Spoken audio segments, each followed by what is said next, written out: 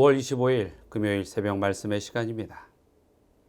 어느덧 일주일의 시간, 이렇게 안식일을 맞이하는 날이 되었습니다.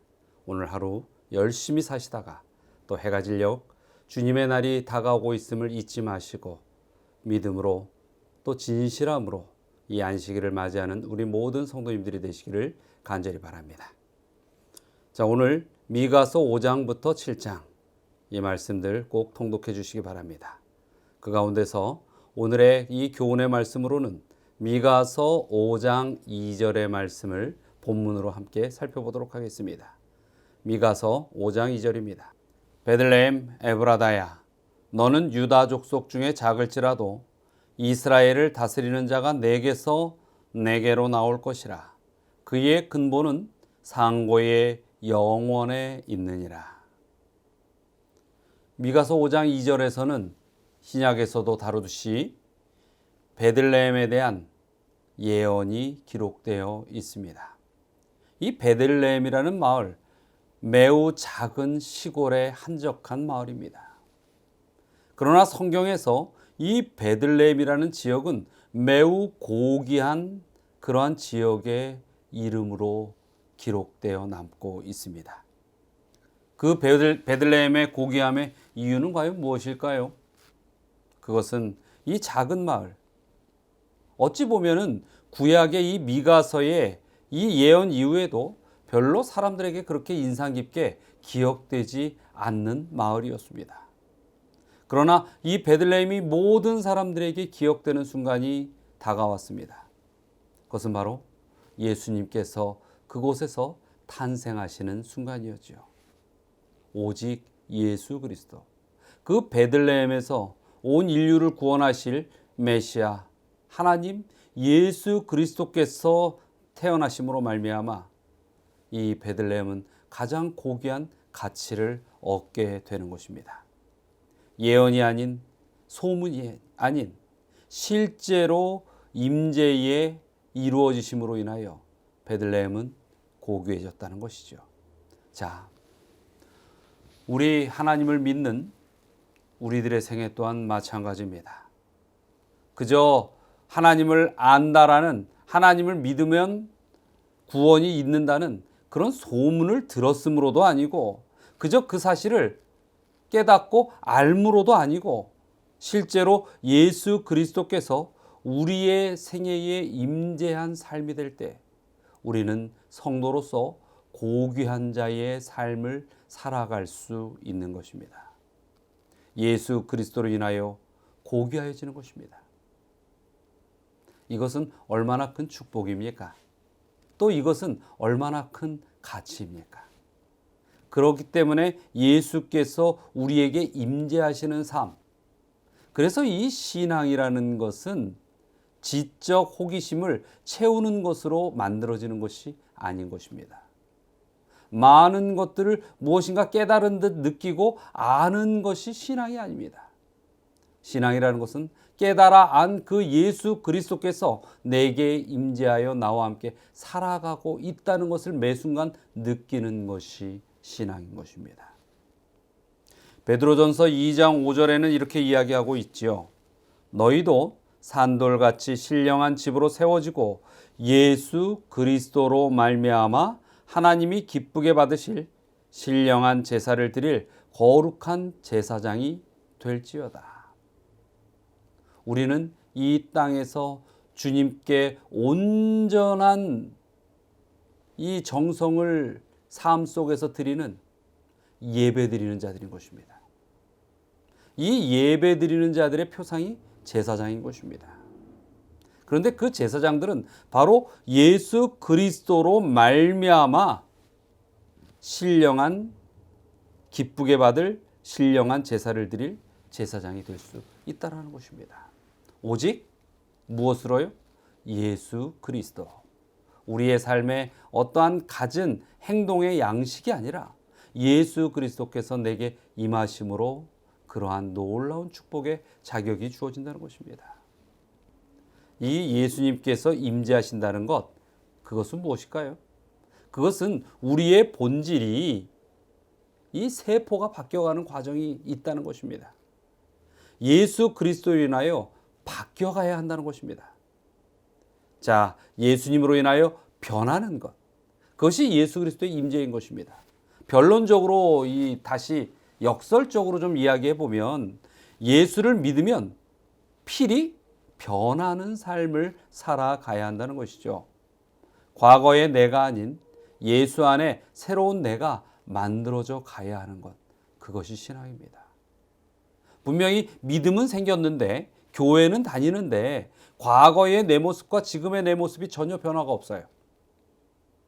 그것은 예수 그리스도께서 임재하는 자의 삶이 아닌 것입니다. 그러므로 인하여 깨닫는 것은 예수님의 임재로 인하여 내가 변하는 것이 깨닫는 것이에요. 입으로 깨달았다 해서 깨달아지는 것이 아닙니다. 우리의 모든 삶의 시간과 세포 속에서 그 깨달음이 익숙해지고 드러나져야 한다는 것입니다. 이것에 대한 이 바울의 사상은 매우 분명합니다. 고린도전서 15장 31절에 보면 형제들아 내가 그리스도 예수 우리 주 안에서 가진 바 너희에 대한 나의 자랑을 두고 단언하노니 나는 날마다 죽노라. 사도 바울은 생각합니다. 내가 어떻게 변할 수 있을까? 내 스스로가 나를 어떻게 뜯어고칠 수 있을까? 쉽지가 않은 것입니다. 그러나 매 순간 예수님을 깨달음으로 인하여 나의 죄의 그 주홍 같은 흔적들을 바라봄으로 인하여 회개하고 엎드러지는 것입니다. 그러므로 인하여 어떻게 하는 것입니까? 어제의 죄에 익숙한 내가 또 죽어가는 것입니다. 오늘의 죄에 익숙한 내가 또 죽어가는 것입니다. 그런데 어제의 내 모습과 오늘의 내 모습이 똑같아서는 안 된다는 것이죠. 죽은 모습은 다시 변화된 모습으로 살아나야 한다는 것입니다. 그것이 예수님께서 우리에게 주신 축복이고 바람인 것이죠. 새로운 탄생은 죽음에서 피어나는 것입니다. 온전히 이 꽃이 피고 열매가 맺고 그 열매가 다시 땅에 떨어져 씨가 썩어야 다시 싹이 나오는 것입니다. 마찬가지인 것입니다. 예수 그리스도의 복음이 우리에게 들어왔을 때 우리의 이 과거의 죄된 모습들이 썩어 죽을 때에 예수 그리스도의 영의 힘으로 인하여 새로운 진정 하나님께서 원하시는 생명의 꽃을 피우실 수 있는 것입니다. 매일 나 자신을 포기하고 내가 집착하는 것들에 대하여 내가 죽여갈 때에 우리는 예수 안에 새로운 피조물로 변해갈 수 있게 되는 것입니다. 혹시 우리 성도님들 가운데에 이러한 변화의 어려움을 겪는 그런 성도님들은 있지 않습니까? 어찌 보면 한 번에 나의 죄되고 욕심에 묶인 이 속성을 떨쳐버린다는 것, 그건 참 쉬운 일은 아닌 것입니다. 그래서 예수님과 신앙에서 이 가장 먼 것부터 하나씩 포기하고 또 그렇게 예수님을 따라가는 삶의 실행을 해나가는 것은 중요한 것입니다. 오늘 하루를 살아가면서도 우리 성도님들 이걸 기억하시기 바랍니다. 오늘 나에게 이루어질 일 가운데 가장 이 예수님에게로부터 멀리 떨어져 있는 죄의 영역에 있는 것들, 그 중에 무엇을 도마뱀이 꼬리 자르듯이 내가 자를 수 있을까?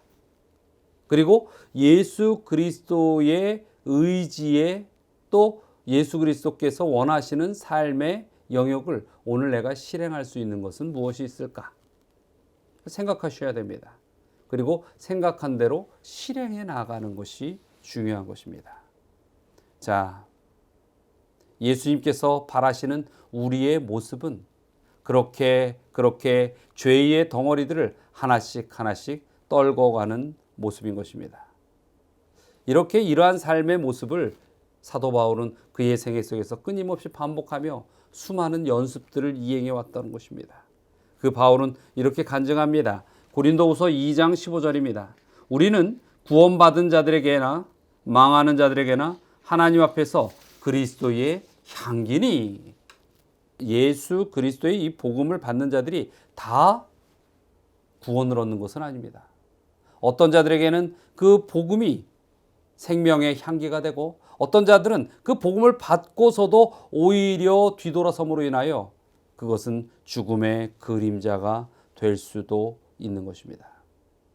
참으로 우리의 삶에 예수 그리스도께서 임재하심으로 변화되어가는 놀라운 가치를 포기하지 마시기 바랍니다. 베들레헴, 작은 마을. 그러나 그곳에 예수님께서 나셨을 때 그곳은 이 세상 어떤 땅보다도 아주 귀한, 고귀한 축복의 땅이 되었습니다. 마찬가지입니다.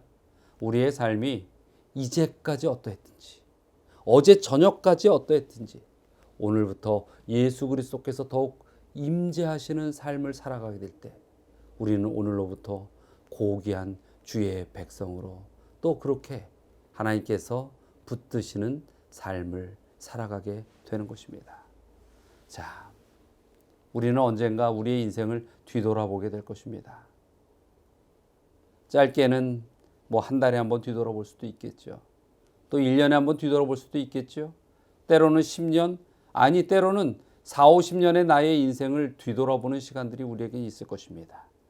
그렇게 우리의 인생을 되돌아볼 때에 내 인생의 최고의 가치가 예수 그리스도가 되도록 그렇게 만들어가는 우리 모든 성도님들이 되시길 바랍니다. 자, 오늘 함께 기도해야 할 기도 제목입니다.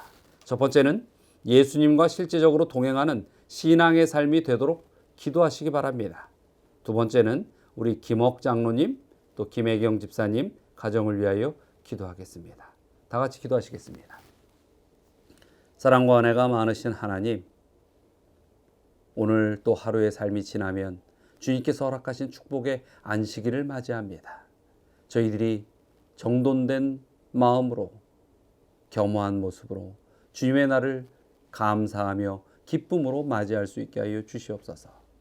또 저희의 삶이 그저 거짓된 삶이 아니라 입으로만 주여 주여 하는 삶이 아니라 실제적으로 예수님을 우리의 심령 속에 임재함을 느끼고 동행하는 그런 신앙의 삶이 되도록 인도하여 주시옵소서.